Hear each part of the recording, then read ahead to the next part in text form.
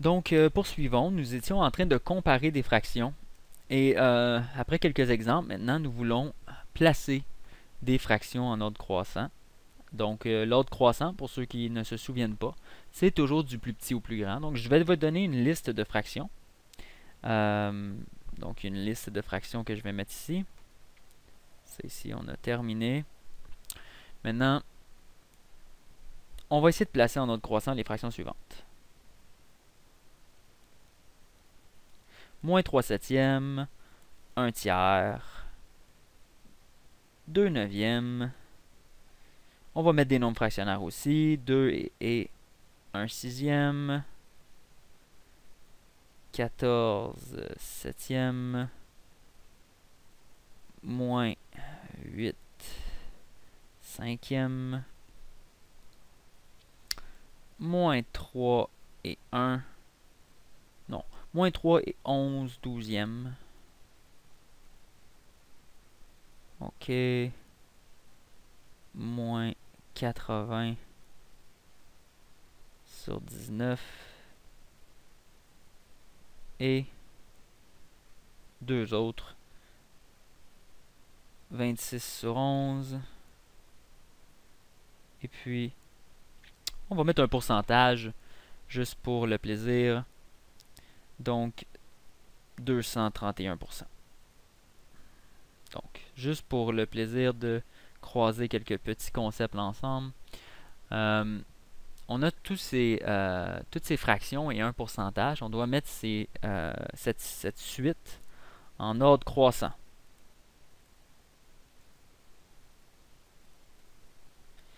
OK. Donc, beaucoup de travail, mais on va essayer de faire ça rapidement. Normalement, si on veut faire ça, là, puis on a droit à notre calculatrice, on prend notre calculatrice et on transforme tous ces nombres-là en nombres à virgule, ce qui va être beaucoup plus vite pour les mettre en ordre croissant. Là, on n'a pas notre calculatrice, donc ce qu'il faut faire, c'est essayer de toutes les mettre sur le même dénominateur. Il y en a qui vont être faciles à classer, on peut y aller assez rapidement. Donc moi, je vais commencer par les nombres négatifs. Je vais essayer de trouver le plus petit du lot. Et je crois que le plus petit, là, ça va tourner entre lui et lui. Pourquoi? Mais parce que le premier ici, là, qui est négatif, là, ben, ce nombre-là, il est entre moins 1 et 0. Donc, moins 1 et 0. Donc, il est assez proche du 0. Donc, c'est pas notre plus petit. On en a un qui est à moins 3 et 11 douzièmes. Donc, il est entre moins 4 et moins 3. Donc, lui est beaucoup plus petit. Maintenant, on en a un autre qui est moins 99e. Donc, moins 99e, ça vaut combien ça en nombre fractionnaire? Est-ce que vous êtes capable de trouver ça? Donc, moins 80 sur 19, on fait 80 divisé par 19. Hein? On trouve les multiples de 19 pour faire une division entière. Donc 19, après ça on aurait 38. Donc on aurait 38. Ensuite, après, on aurait 57. Et on aurait 76. Donc, 4 entiers, ça vaudrait 76 sur 19. Et il nous reste 4 sur 19. Et si je mets un moins devant, ça fait moins 80 19e. Puis on voit qu'en gros, le moins 99e, c'est moins 4 et 4 19e. Donc, qui est le plus petit? Bien évidemment, le moins 4 et 4 19e, c'est plus petit que moins 3 et 11 12e. Donc, vous voyez, je viens d'en placer deux. Le premier, on va mettre la réponse en noir. Le premier, la réponse. Si je veux placer ça en ordre, le premier, ça va être le moins 99e. Une chose qu'on remarque ici, là, c'est que j'ai mis dans la réponse moins 99e. J'ai pas mis moins 4 et 4 19e là, que j'avais transformé pour essayer de le comparer. Ça, c'est une erreur qui est fréquente dans les examens. Certains professeurs vont enlever des points pour ça. Donc, il faut réécrire les nombres comme ils étaient écrits dans la suite originale, là, dans l'énumération originale. Il ne faut pas écrire qu'est-ce que nous avons modifié là, avec des transformations. Si on a réduit les fractions ou si on a écrit les nombres à nombre à virgule ou peu importe les transformations qu'on a fait, il ne faut pas écrire ces transformations-là.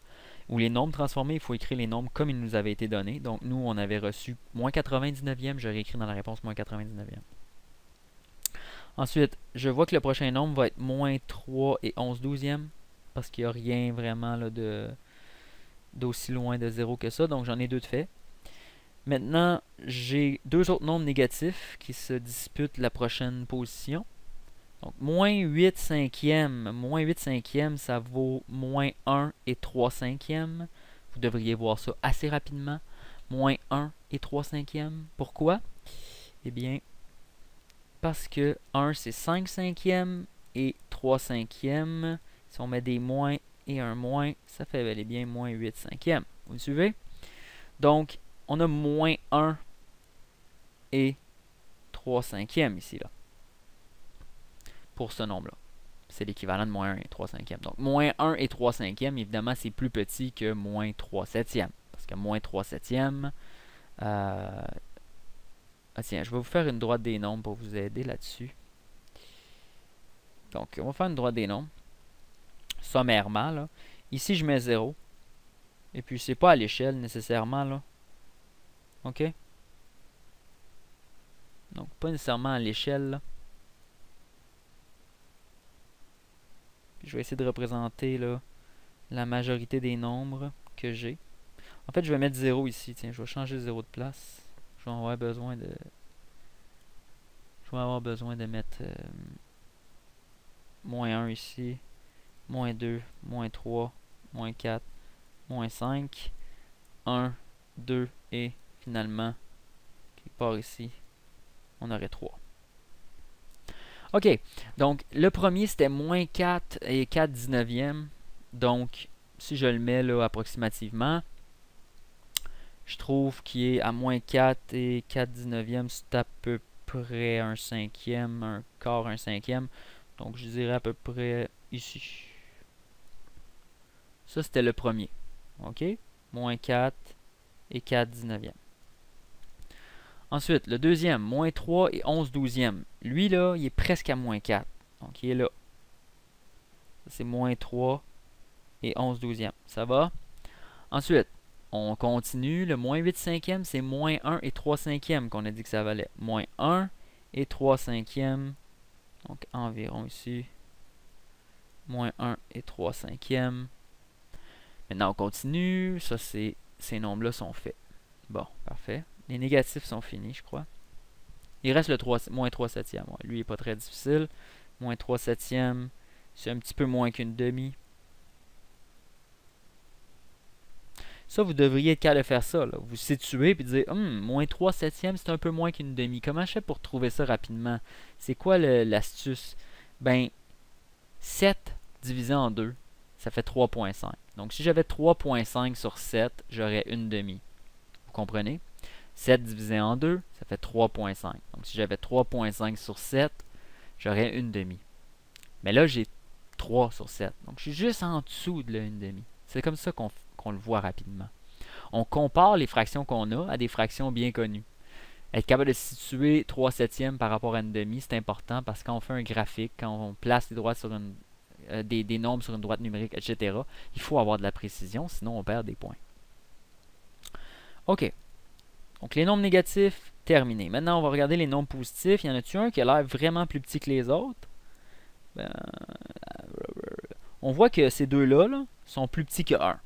Hein? Ces deux-là sont plus petits que 1. Et tous les autres sont plus grands que 1. Donc, je vais commencer par classer ces deux-là, voir lequel est le plus petit entre les deux. Pour ce faire, je vais mettre le 1 tiers en neuvième. Donc, 1 tiers, c'est 3 neuvièmes. Je fais x3 en bas, puis x3 en haut. Puis l'autre, ça reste 2 neuvièmes. Donc, qui est le plus petit? C'est le 2 neuvième. Donc, 2 neuvièmes, c'est un peu moins qu'un tiers. Donc, si c'est un petit peu moins qu'un tiers, ça va à peu près là.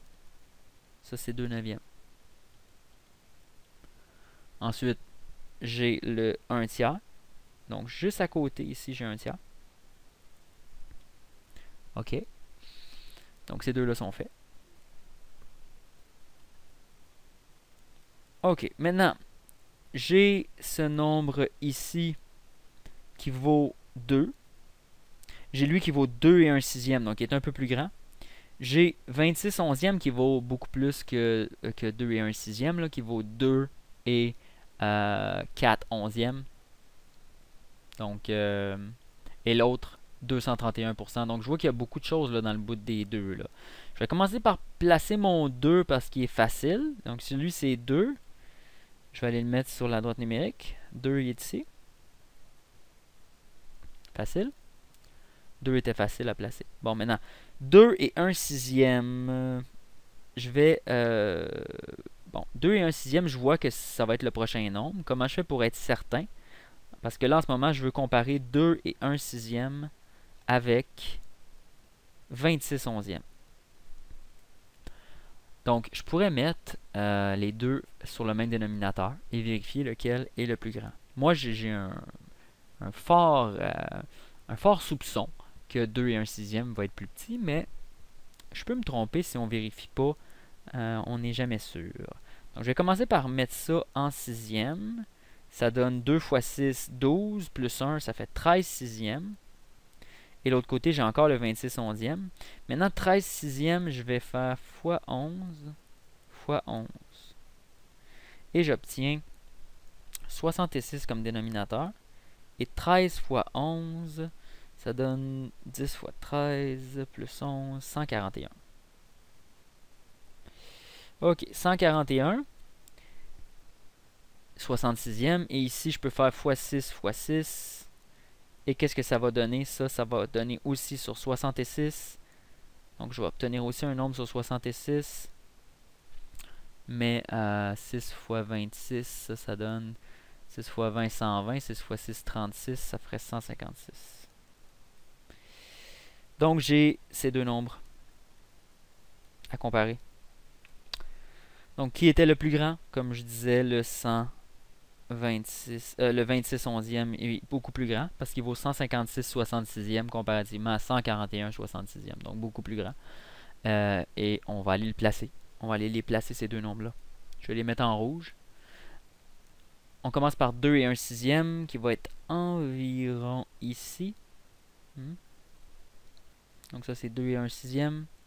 Et ensuite, je vais aller placer le 26 onzième qui est égal à environ 2.5, un petit peu moins que 2.5. 26 onzième. Ok. Bon, on n'a pas vérifié si 26 onzième était plus grand que 231%. Ça peut être notre joker, 231%. Donc, j'ai placé ces nombres. Ça, c'est placé. Ça, c'est placé. 26 onzième est placé. Il faudrait vérifier maintenant avec le 231%. Donc, ça, c'était un petit bonus que j'ai mis. Donc, 231 sur 100.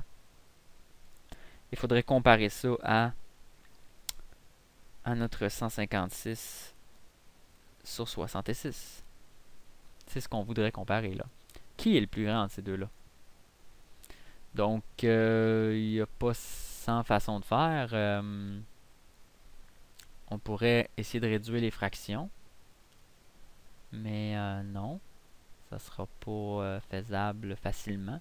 Donc, quand on est pas en mesure de faire ça facilement, ce qu'on fait, on les met sur le même dénominateur. Et là, vous voyez qu'on va avoir un gros dénominateur. Donc, 6600 comme dénominateur, c'est ce qu'on va retrouver.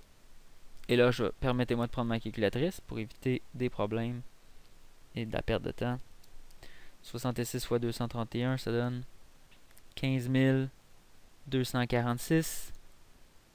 Et on compare ça à 15 600. 156 fois 100. Sur la même chose, 6600.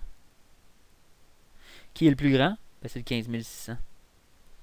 Donc, on voit que le 231%, lui, il est plus petit. Il est plus petit que le 26 onzième. Donc, on va aller le placer. 231%, c'est environ 2.3, 2.31. Donc, on va le mettre ici. Donc, ici. Ça, c'est 231%. Donc, on a placé tous nos nombres. Maintenant, on écrit notre réponse finale et puis c'est réglé. Donc, le plus petit, c'était moins 99e. Ensuite, c'était moins 3 et 11 douzièmes.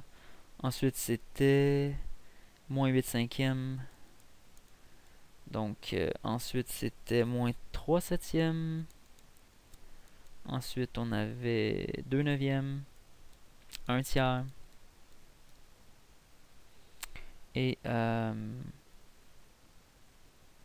vois qu'il y a une erreur ici, là. Ça ici, c'était moins 8 cinquièmes. Ici, c'est ça. Donc, c'est ça, 2 septièmes, 1 tiers. Ensuite, on avait 2. On a 2 et 1 sixième. Ensuite, on a 26, 231%. 26 onzième. Bon, un truc à la fin, c'est qu'on recompte combien qu'on a de nombres placés dans notre réponse et combien il y avait de nombres à placer au départ pour être certain qu'on n'en a pas oublié. C'est un truc facile qui peut nous éviter beaucoup d'erreurs. Donc, j'en avais 1, 2, 3, 4, 5, 6, 7, 8, 9, 10. Et dans ma réponse, j'en ai 1, 2, 3, 4, 5, 6, 7, 8, 9, 10.